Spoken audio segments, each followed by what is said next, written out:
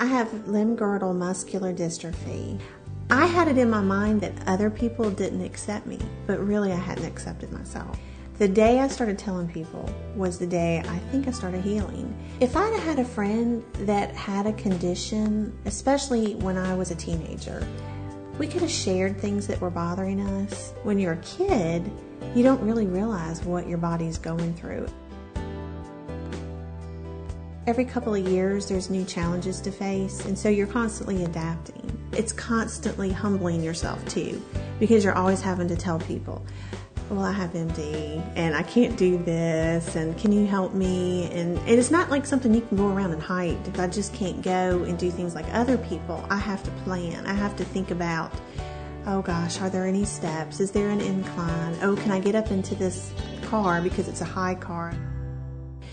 It can be very frustrating when you walk around and you're just going into a restaurant and there's a curb that you have to step up on. And I can't do that on my own, and I have to ask for help. I'd always wanted to go to Europe, and there was one particular place I'd always wanted to go, and it's this castle called Neuschwanstein. My friends and I had made this trip. We got up there and we found out there were 4 stories of steps. Well, these 2 men were watching me in the wheelchair, and they said, "Ma'am, can we carry you up these steps?" I don't even know these people. They picked me up in the wheelchair and they carted me up all of these steps, and I got to see the castle. It made me believe that I can rely upon people more too. This whole time, I was holding myself back. You know, people really will help me if I just accept this about myself.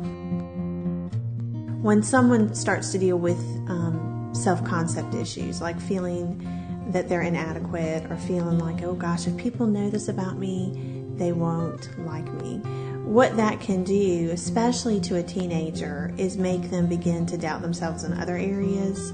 We all have can'ts and we all have cans. And so I think anybody, whether they have a disability or not, I think if everyone focuses on the can'ts, they're going to get depressed. So I focus in on what I can do, what I have left. And that had a lot to do with me choosing the field, the career that I went in. I'm a counselor now. I went into the mental health field and I counsel people. A lot of times people know about my disability, so they'll come in to talk to me about it, especially if they're dealing with cancer or something.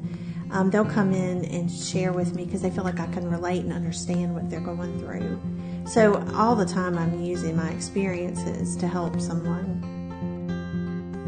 Disabled children who are in wheelchairs, and especially around the preteen age group, is very difficult, because if you can imagine a 12 or 13-year-old young lady or young man, and they're in a wheelchair and they're wanting to do maybe a physical sport, or maybe they're wanting to hang out with another kid, but that kid can walk around. That child can do anything, and then automatically the kid with the disability feels different. My wish is really to help kids who are disabled feel accepted among their own peer group.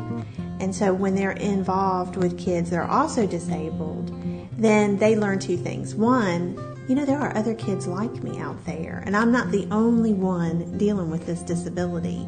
And then secondly, they can participate in things at the level that they're comfortable with. I was kind of navigating through life by myself with the disability, so I was kind of facing new challenges just alone. So I really know that that's what the kids need. If they could have an older adult mentor them and say, hey, look, I remember what that was like when you couldn't do something. I think that would help kids and teens tremendously if they could have someone who's already been there help them through it.